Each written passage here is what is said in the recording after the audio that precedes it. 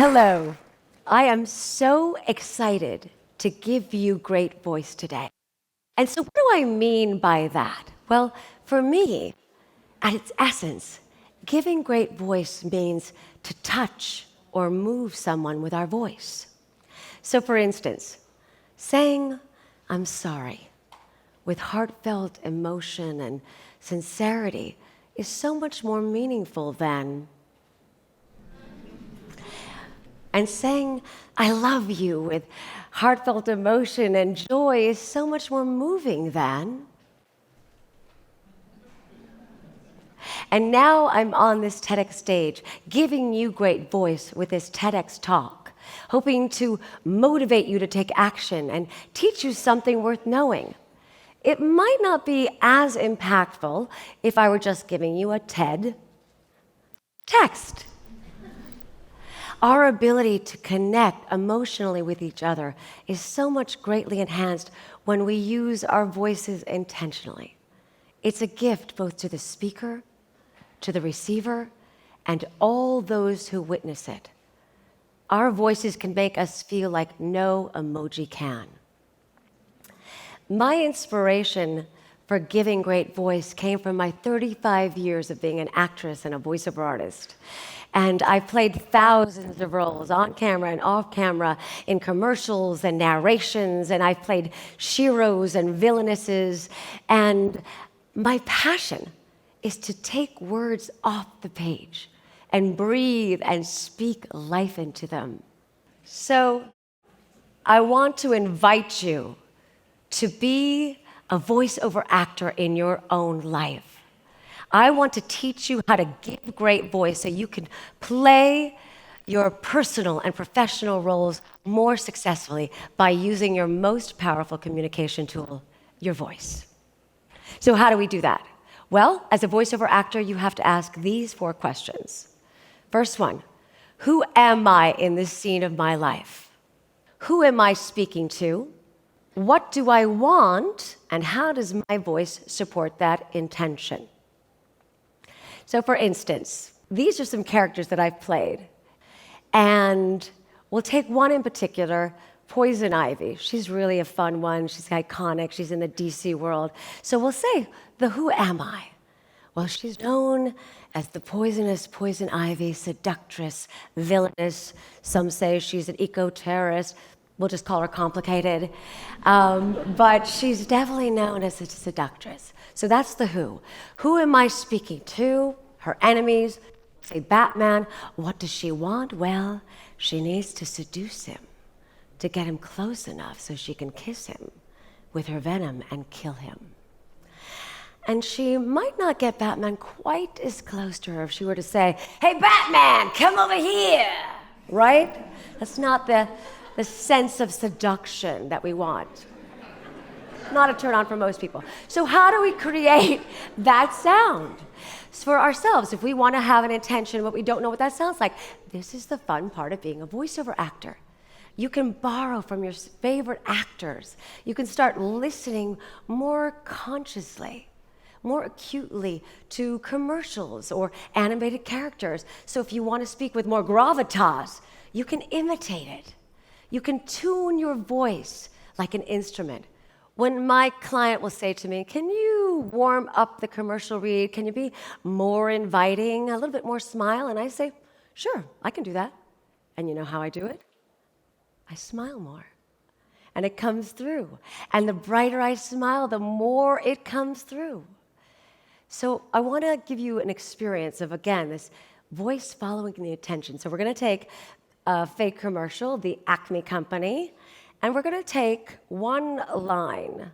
At Acme Company, you deserve more because you give more.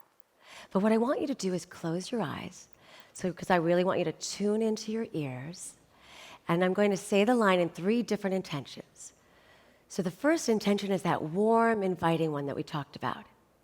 At Acme Company, you deserve more because you give more. Now, I'm going to put some gravitas behind it. I'm going to make it a little bit more important. I'm going to bring it down into my diaphragm, and I'm going to say, "At Acme Company, you deserve more because you give more." And now I'm going to go the opposite way. conversationally. Talking to a friend, a neighbor. At Acme Company, you deserve more because you give more. And open your eyes. Do you hear how different it sounds? Your voice follows your intention. So how does this translate into our real life roles? Well, I call this the magnificent multifaceted me map because most of us don't realize how multifaceted we are and how many roles we actually play. These are some of the roles that I play.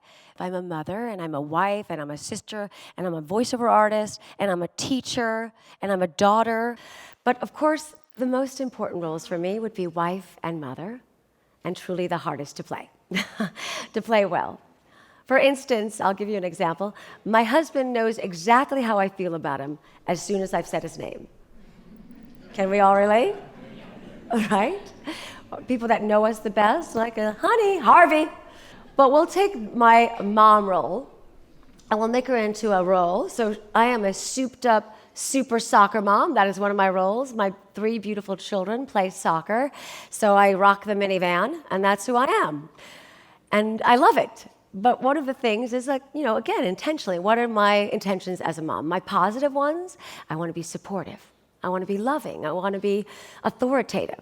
Now, I can absolutely be negative and annoying and overbearing. So we'll take a scene. I'm going to ask my kids to pick up their clothes for the 800th time. Now, we teach what we need to learn. I'm quite reactive. I say it a lot of times like this, and they can verify that. Kids, please pick up your clothes. Now, why do I add the please? It doesn't really matter. Seems like a good moment. But if I'm really thoughtful and I think, what is my real intention? Do I want them to pick up the clothes? Yes, I do. I can soften it, and I can put a smile, and I can say, kids, please pick up your clothes. And I'll probably get them to do it a lot more with a lot less resentment if I go in that direction. So how does this apply in your life? Well, you play roles too. Think about all the roles you play. You're a father and a mother and a sister and a brother. You're a teacher and an employee. And depending on how you play these roles, you feel successful. And that's dependent on how you give great voice.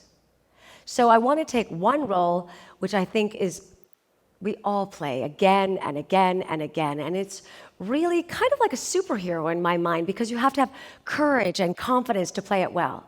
So we'll call it the courageous, confident candidate. And why do we have to play this role? Because we want to ace the interview.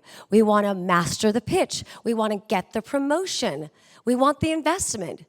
And you can't tweet it or text it or email it. At the end of the day, you need to give great voice. So what are the qualities of a courageous, confident candidate? Well, I actually looked it up for what employers are looking for, and these are some of the top qualities.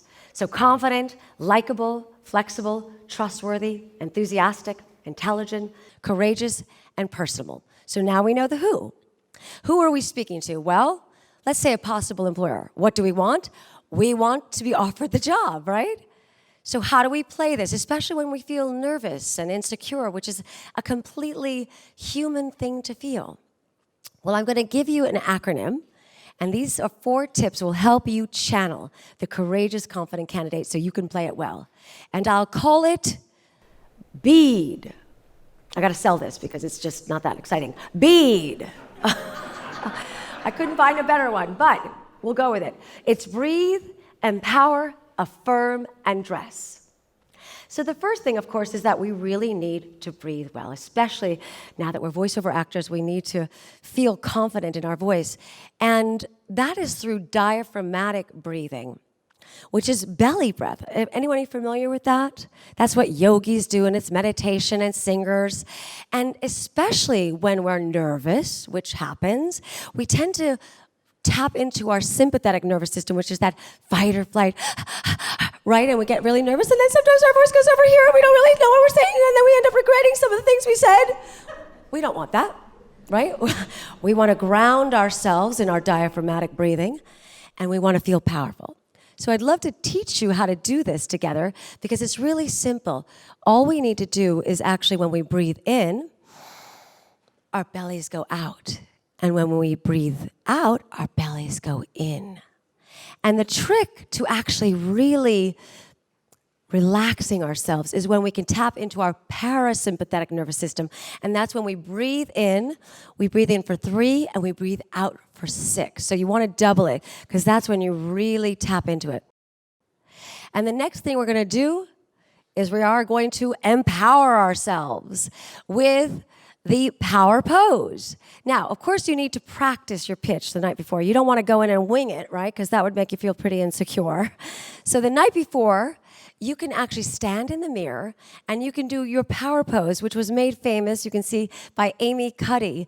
Of course, it's been around forever, the Superman pose and the Wonder Woman pose. And you can see I brought my Wonder Woman cuffs with me today, which is as close as I'm getting unless I'm doing cosplay. The science behind this pose says that if you stand in this pose for 2 minutes, you literally release testosterone, which is your power hormone, and you lower your cortisol levels. The same thing we're doing with our breath. And then you can add a giving great voice component by channeling your favorite superhero. Because what is it about a superhero we love, right? They have that confident, very commanding, authoritative sound. You can do your whole pitch in that, "Hi, my name is Tasia Valenza. It's a pleasure to meet you." Except, of course, you won't do 100% the next day. You'll take 10% or 20%, whatever you need so that you can channel that authoritative, trustworthy voice. So you can have fun with it. And then the next thing, of course, is you want to affirm. And affirm means our self-speak, because a lot of our confidence comes from how we speak to ourselves. So these affirmations are the ones that I got from the Courageous Confident Candidate, and you can use whichever ones you want. But I'd really like to have you guys stand up with me now, do a power pose, and we're going to say these together. So come on, let's get it together. This is interactive. All right? So we're going to get our hands, right? Here we go. I'm going to take out my mic, and we're going to do this together on the count of 3. Ready? 1, 2, 3. I am confident. I am likable. I am trustworthy. I am flexible. I am enthusiastic. I am intelligent. I am personable. I am courageous. Woo! How do you feel? Doesn't that feel good? I want you to do this. You deserve to feel this way, and you can do it anytime, anywhere, but you can feel the difference, right? That's how you play the Courageous Confident Candidate. And the last component is dress, because you're not an animated character, so you're going to have to dress. And of course, if you're doing a phone interview, you can rock it in your jammies, right? Because now you know how to do the warm, authoritative sound. But if you're going to go in real life, you want to dress the part, inform the part. So these confident ways of speaking, to speak verbally, can really help us in our professional life. But we can also use it in our personal life to play the roles again that we talked about with the people that we love and cherish the most. And we can go back before we're going to speak to somebody that we love and ask these 4 questions. What do I really want? And perhaps that will help us in a moment when we see our children are having a rough day. We can use our calm and soothing voice. Or for ourselves, when we feel that stress, when we're coming home, we can take 4 or 5 deep breaths before we go in the house and we react and speak critically to our mate.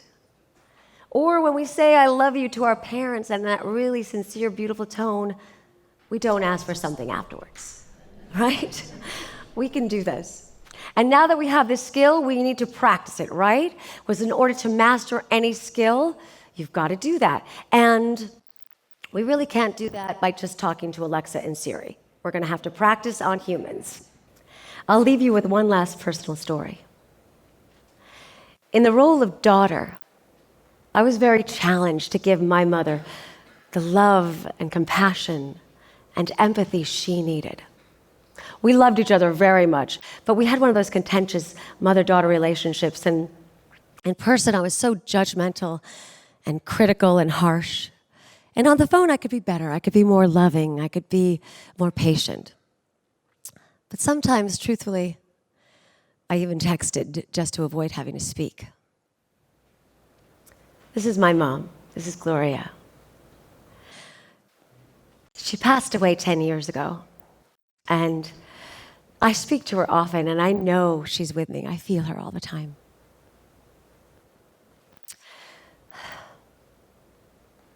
But what I wouldn't give to be able to say to her, I'm sorry, and I love you. And I know she would say to me, I love you so much, sweetheart. I forgive you, and I'm sorry too. So you can see the power of giving great voice. You can give it to yourselves and for yourselves to achieve your goals, and you can give it to those you love. Call them. Visit with them. Tell them how you feel.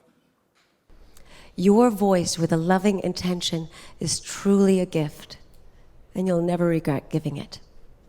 Thank you.